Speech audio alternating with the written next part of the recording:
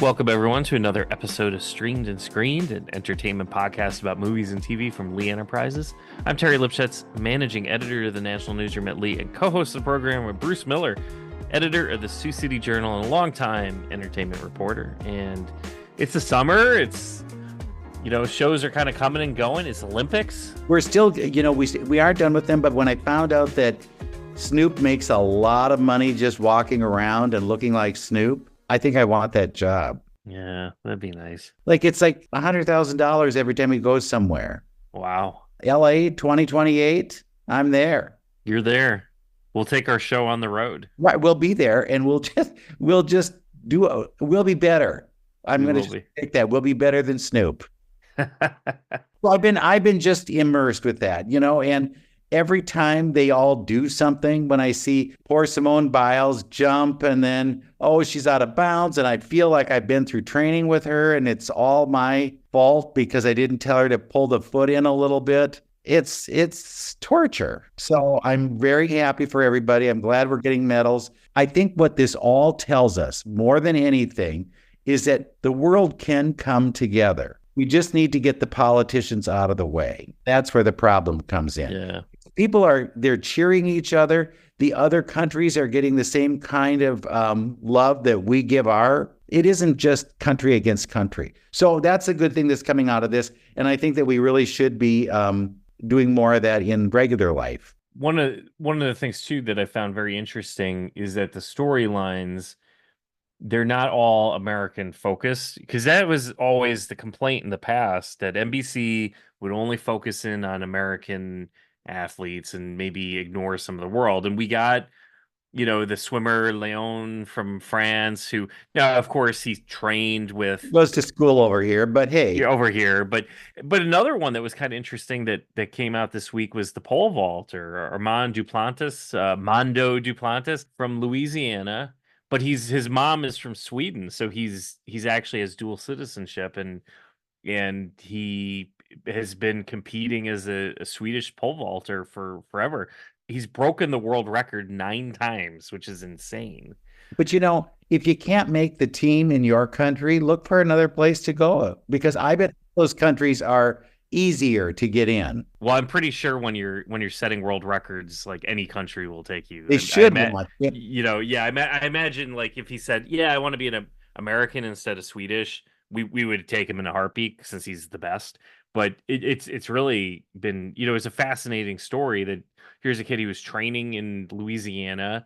They showed his pole vaulting setup in his parents' backyard, but his parents were athletes, and with the dual, he just wanted to represent the Sweden because of his mom, and he's learned Swedish over the years too. So he's, it wasn't a natural thing, but I guess he can converse in Swedish pretty comfortably now, and it's a fun story.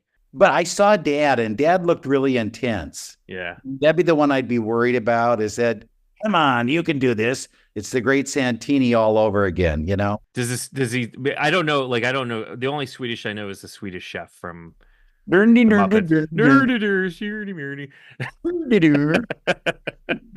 don't think he talks like that. They always have supermodels that are from Sweden too. Yeah. But so in between the Olympics, I've been kind of getting caught up on some TV, and the big one this past weekend was the season finale of season 2 of House of the Dragon. Have you watched that? Have you been up on your Game of Thrones spinoff? I am not a Game of Thrones person to begin with. So the idea that I would continue on is on a need to know basis only. So were you pleased or not? I thought the season was good. I don't know if it was better than season 1. It took a long time. It kind of fell back into the trappings of Game of Thrones, where it took a really long time to go a very short period of time, if that makes sense. Because season 1 the span of season 1 was quite large, because you even had actors having to, your young actors, and then you had to age them up and stuff. Yeah. Right, exactly. This basically took place, it picked up where season 1 ended, and it takes place over a very short period of time, I guess, relatively speaking. It was fun at times. I think it was good because they introduced some new characters from some of the other families. Like you started hearing about like the Lannisters again, and you would, we were going to locations that were familiar to us right from the series. It kind of plodded along at times. It also, I mean, it leaves us on a really, really big cliffhanger for season 3. They did not tidy things up at all. I mean, it like ended, going to black, and we assume war is coming, but we're now going to have to wait. It looks like we're going to have to wait 2 years. They're still writing season 3. They don't expect to go into production until beginning of 2025, which my assumption means summer of 2026. So we got to wait 2 years for another. We're going to be in midterm election. We don't even know who's going to win this election, and we're going to be in like midterm mode by the time the next House of the Dragon. And they're talking about this one's only going to be 4 seasons long. So we gotta get somewhere pretty quick. But does that mean 2028 we're gonna finish this thing up?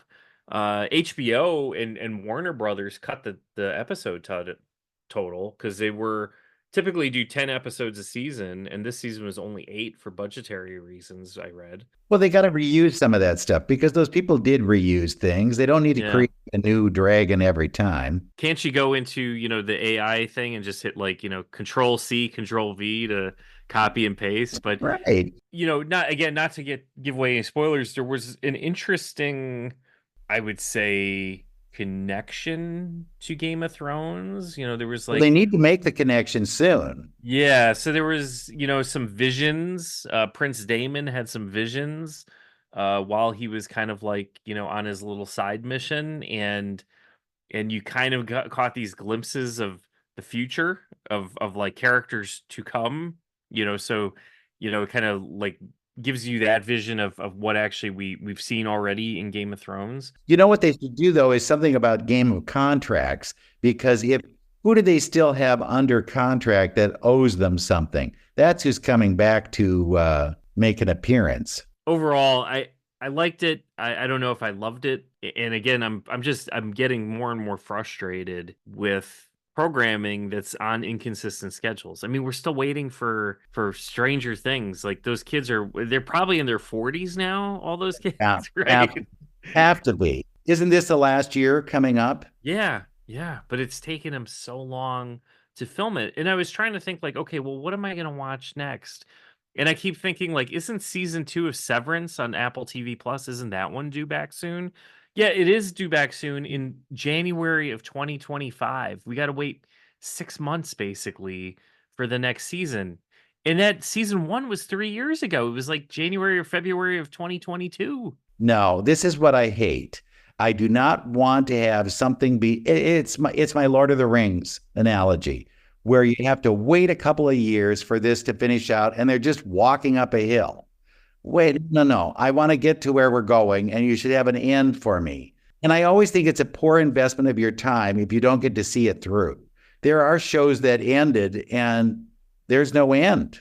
Right. You don't know how it ended. And then you think, I've been cheated. And I think that's one of the things they overlook, is that the viewer is being shortchanged by you not working a little faster. Yeah, it's bothered me a lot. Another one that ended kind of recently, which took a long time, it was season 2 of Tokyo Vice. I mean, their season 1 was 2 years ago, and then it took them, that long to get to season 2. And season 1 ended on a cliffhanger, and I felt like, ooh, that's we're ending the show on a cliffhanger, and it feels like the type of show that may or may not return for a season 2. Luckily, we got season 2, and luckily season 2 had a resolution because it did not get picked up for season 3, which I did. I did read a little bit, and they said their intention was just to do 2 seasons that kind of tied up, and they could potentially do a season 3, but it's not. They didn't want to end it on another cliffhanger. I mean, you look at that Showtime series that was on HBO on the LA Lakers, where it was gonna kind of like lead into a season 3, and then it got canceled at the last minute, so they had to come up with that, the pre-credits screen stuff to kind of tie you up on what happened there. It's just, yeah, I would like it if shows could give you a resolution at the end of that first season it sets you up for future if they do choose to renew, but there should be a rule like you cannot end anything on a cliffhanger at all anymore. It's too dangerous, and we don't know like we're gonna wait 3 years for another show to come back. It's just ridiculous. And then you've forgotten most of it, so it's not Yeah, worth it.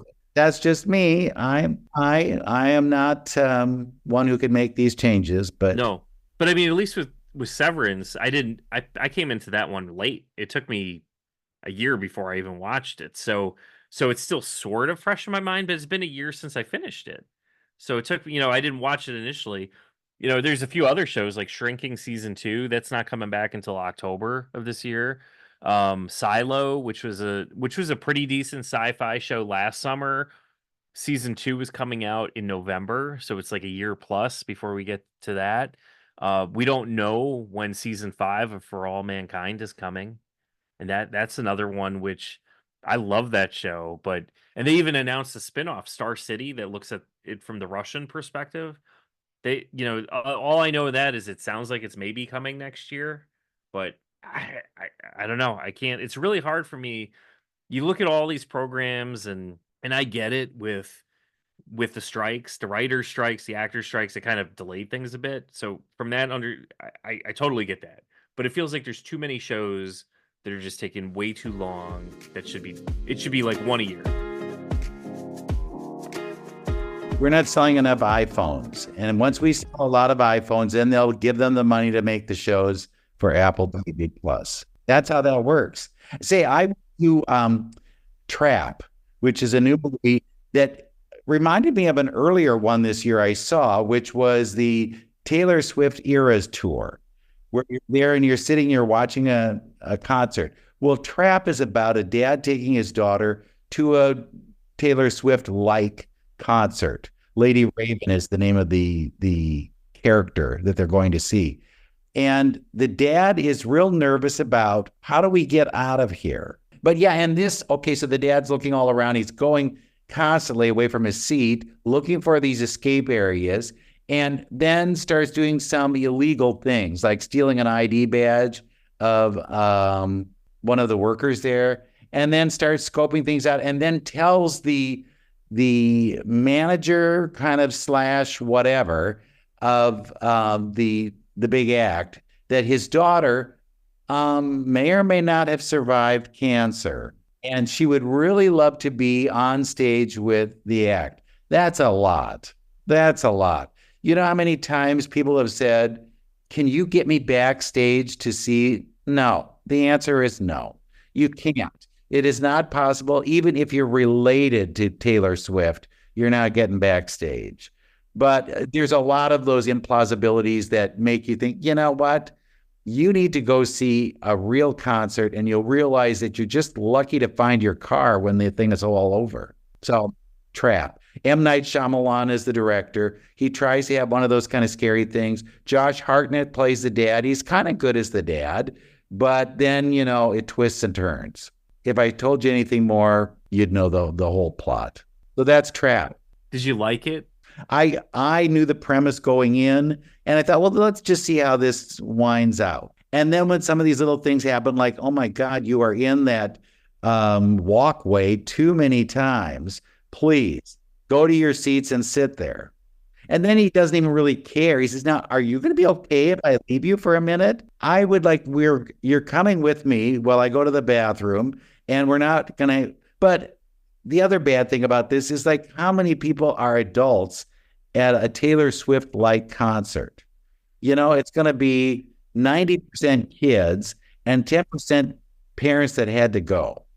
I used to love his movies so much. I mean, The Sixth Sense was such a wonderful movie. So, so original, so creative. Unbreakable I like that one too. I thought that was a pretty good movie.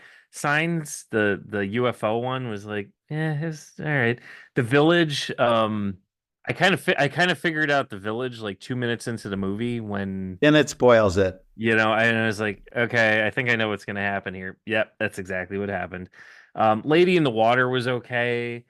The one that kind of killed it for me, and I don't think I've seen a single movie of his since, was The Happening. The one with Mark Wahlberg where everybody just like dies. like it's that weird mysterious force that I can't even remember the exact premise. Well, there was a beach one too he had where people were aging quickly on the beach. I skipped that. I was done at the happening. Like I watched the happening, and I'm just like I'm good. I'm good. I didn't even go back like Split and Glass, which were kind of uh tied in to Unbreakable. I didn't even watch those. I just like I'm good. I don't need it. This is more plausible, but there's no way they would have gone to all this trouble just to try and get a killer. They just would. Take it for what it's worth. If you want to see Sloshy, as he was known by his friends, Josh Hartnett, here's your opportunity, because he does show a different tone. There's a different version of him in this, but other than that, and Haley Mills is in it. And I kid you not, I kept thinking, where's Haley Mills? I don't see Haley Mills. Well, Haley Mills plays the old lady, and you don't see the old lady's face until like at least 3/4 of the movie is over. You see the back of her head a lot, but it's like, are we supposed to now start singing songs from The Parent Trap when she turns around? That's Trap for you.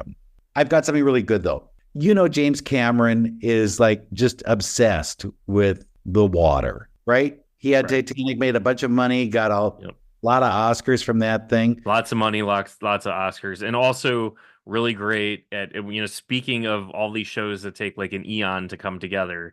We're like Avatar. Where's Avatar 3? Well, he is a special advisor to National Geographic.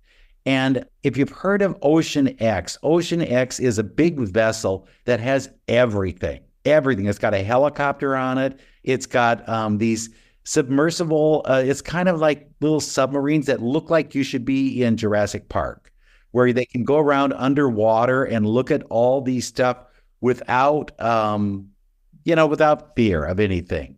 And it's just everything you could possibly want in one research vehicle. And they've stuffed it with a bunch of experts in a bunch of different areas. And then they're doing a series called Ocean Explorer.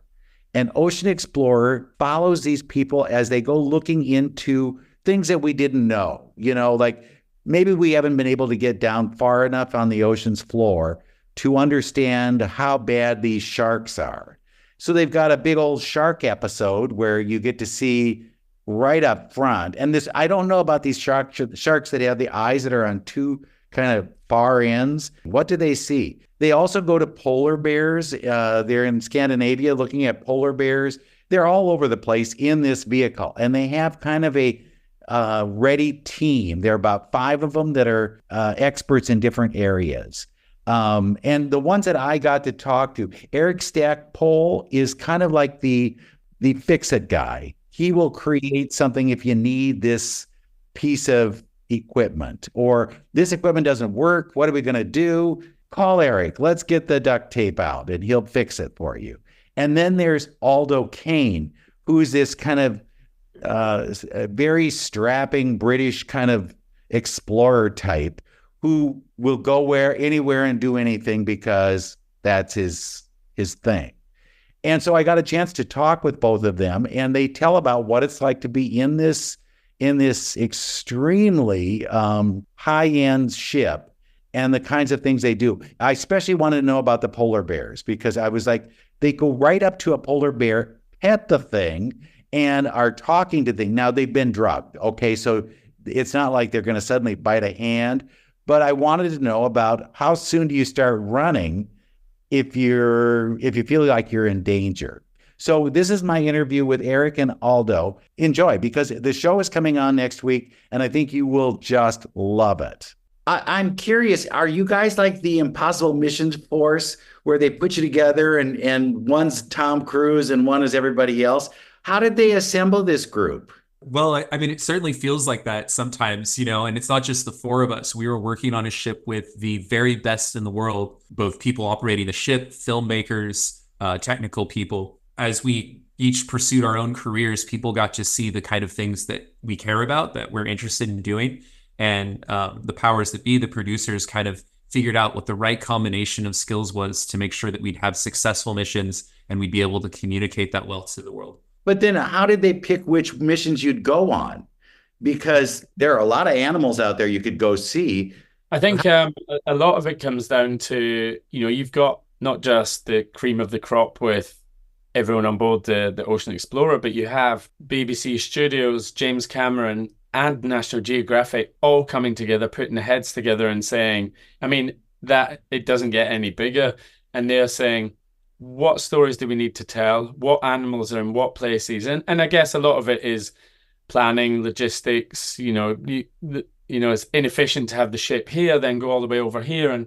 And so really it's sort of like choose an area, what's in this area, who are the eminent scientists in this area that are working on these animals, what's new for them, how can we assist them? Because ultimately, there's people around the world, that are doing this science, but very often they don't have the voice to get that out into the wider world. And I think that's where this docuseries comes in. But that ship is unbelievable. Wasn't it good in person? And that one little thing that you ride in that looks like it's something at Jurassic Park with the glass, on the outside. What is that like? Oh, I mean, it's incredible. Yeah. So, on board the ship, we've got a helicopter, we have a deep sea robotic submarine that can go to incredible depths in the ocean. And like you saw, Bruce, we've got these 2 crewed submersibles. These are 3-person subs that can go to more than 3,000 feet deep. And those 2 subs, Nadir and Neptune, brought us to these parts of the ocean that humans basically never go to. Going inside of one is amazing. Both Aldo and I scuba dive, but when you're able to go that deep in the ocean, you're really seeing a part of the planet that humans never get to lay eyes on. And, the thing that's really neat also is that acrylic sphere, it's a similar index of refraction to the water. So when you go down, you don't even see the sphere around you. It just seems like you're in this bubble of water. And, wow. We're going so deep that it's dark. You don't even see the light of day. So all we have is the lights of the sub, and whatever swims in front or comes into view is kind of what you're exposed to. It's an incredible feeling. Although you're supposed to be the kind of the daredevil of all the bunch, but do you ever say, no, I'm not doing that? No, for sure. Above everything and underpinned everything in this series is about science. And it's not about risk taking. In my younger days, yes, it was a lot of that. But for sure in this, the last 7 or 8 years in all the jobs that I've been working on, it's much more helping scientists get into volcanoes, for example, or, on the Ocean Explorer, where, for me, it's about, I love the logistics. I love the people, because you can have all this amazing tech, but the human factors can make or break a mission. And it just takes a few nights of not sleeping well, rough seas, a tech problem, someone's got a problem with food, and then you have a recipe for potential something happening. So for me, that I love that.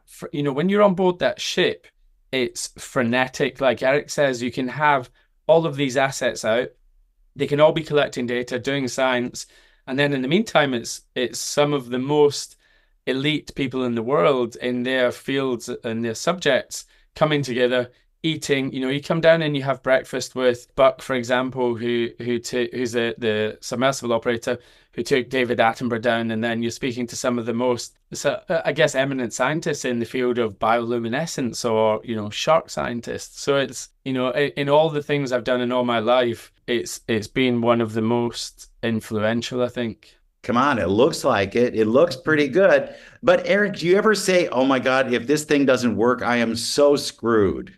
I mean, absolutely. Bruce, we were going on these missions where we'd be spending day after day after day trying to find this one elusive creature or see this phenomenon that's so rare to capture. And it's very possible that we'll get that one moment of the entire mission for that episode. And if my technology or the technology that I'm supporting has a problem, that's it. And, it's not just one person, it's a 70-person crew. And not only that, a lot of times the scientist who is visiting, who's the expert in whatever we're studying, has spent their entire career getting to this moment where they may not have another opportunity. So the stakes are incredibly high. And I think one of the things that I really like about this series is that, the way that it was produced, they don't want to just have everything polished and buttoned and perfect. This is real science. The scientists are going to publish off of this. If we are successful, then that might be a huge revelation for the scientific field. If we fail, it might be that opportunity lost for real. And however it goes, it's going to be captured on camera. So do you go with like duct tape and paper clips and things like that just in case I need to MacGyver it? Yeah, I mean, the people who know me well will call me, I'm MacGyverian is kind of my thing. And I mean, you'll see in some of the episodes, you can spend, all this money and time developing this pristine thing. But at the end of the day, when that one part breaks and all you have is some electrical tape that was in your backpack, that's what you've got to use. It's about improvising and, at whatever cost, making sure the mission is as likely to be successful as it can be. And that's what all that works on too. You have to be able to pivot when the moment comes. Yeah, on top of all of that, you're in the middle of the ocean. There is no backup ship. There's no hardware store. there's no one can come out and help you. And you have all of the best people in the world in their specific fields. But if the weather's up, the sea state changes and, there's various different bits and pieces change, then you have to flex. The mission changes, and that's real life, and that's documented in the films. But, when I watched the polar bear episode, and I thought, we're not moving fast enough with those walruses. I think we need to move a little quicker than this. Who calls that? Don't you guys say, let's run right now? The walrus thing, I think you're talking about, there was this moment we were getting into the boats, we've been filming them, and they start surrounding it, and we're in an inflatable boat, like what's going to happen? You really have to rely on the people who are experts. I haven't spent that much time around walruses. I don't understand their behavior as well. It's about being able to kind of get a sense for what's happening in that moment in the field, trust the people you're with who know more than you do, and improvise. It definitely was an adrenaline rush, when that happened, and a lot of these other things have happened. But I always had a feeling that, we were safe, that people were familiar with the risks that we were taking. And when you're in that environment of cutting edge science and exploration, there is no room for ego. There is no room for just looking out for yourself. Every single person is there for a very specific reason. I know next to nothing about polar bears, and I'm working with the Norwegian Polar Institute guys there who know lots about it. And really, we are the conduit of taking their story and then making that relatable. And that's ultimately what the goal is to inspire the next generation of scientists, the next generation of ocean exploration folk to get out there and to protect and conserve what we already have at the minute, before we lose any more of it. All right, Bruce, thanks for that interview. Ocean Explorer, that's going to be National Geographic. The first episode premieres on August 18th, and it's only 6 episodes, correct? Only 6. So yeah, you got to make the most of it now. And it is kind of geographically based, so that they try to kick out a few of the ones that would be in one area, so they're not taking this ship all over the world each week. But if it does well, they'll do more. They'll follow this ship more. But the ship is going on even without the TV series. But here's a chance for you to get to see, what do they actually do? And I was fascinated by it. And really, do I care about half this stuff? Probably not. I was fascinated by looking at this. I think I'm going to check this out. I do enjoy those like underwater sea explorations, because you won't get me down there. Like, I want to be in that bubble. I can't swim, but I wanted to go inside that sea bubble submarine and just go looking around. I felt like it was Jurassic Park. That one where they're rolling in the ball? Right. And I thought, that's what it's like. I would love to do that sometime. Yeah. After that submersible imploded a year ago. Well, I don't want to know that. I don't. I'm good. I'm good not going down those depths. Look, I can't swim, so I'd be dead right away. I'm assuming, though, that James Cameron makes sure that these are very safe. He's got the money for it. They got a helicopter on top. That's right. Exactly. How would they be able to get it? All right. Well, there you go. So we've got a lot of stuff you can potentially watch. We'll finish up House of the Dragon. We've got Explorer, the Ocean Explorer coming. And next week we have some big mini series that are starting. American Sports Story, which is a big franchise that'll be heading into the whole season. And then I'm talking to Caesar Millan. Caesar Milan. How does he pronounce it? I believe it's Caesar Milan. Should I ask him or should I just make a mistake? You probably should know this. I don't know. Stella, how are you? It's so nice to talk to you. Let's talk about dogs, right? Right. So we've got a lot of things coming next week that are big. And I must tell you, if you've been watching the ads on the Olympics, St. Denis Medical, cute show, really cute show. And when it actually comes in November, I'm telling you far enough in advance, you'll want to watch it because it is very funny. It is a lot like The Office, Parks and Rec, those kinds of shows, but set in a medical situation. And look up what St. Denis is the saint for. That's kind of the fun part before you even get to the whole thing. Nice. Well, I'll have to check that out. The fall season will begin. September should be big. October will definitely be big. And then November, we'll see all the new shows by then. I'm going to need some new shows because apparently everything I watch is going to take 2 years to show up. And then it'll be another 2 years before you see what happens. There you go. I did see, and me and my Star Wars show, Skeleton Crew is coming this fall on Disney.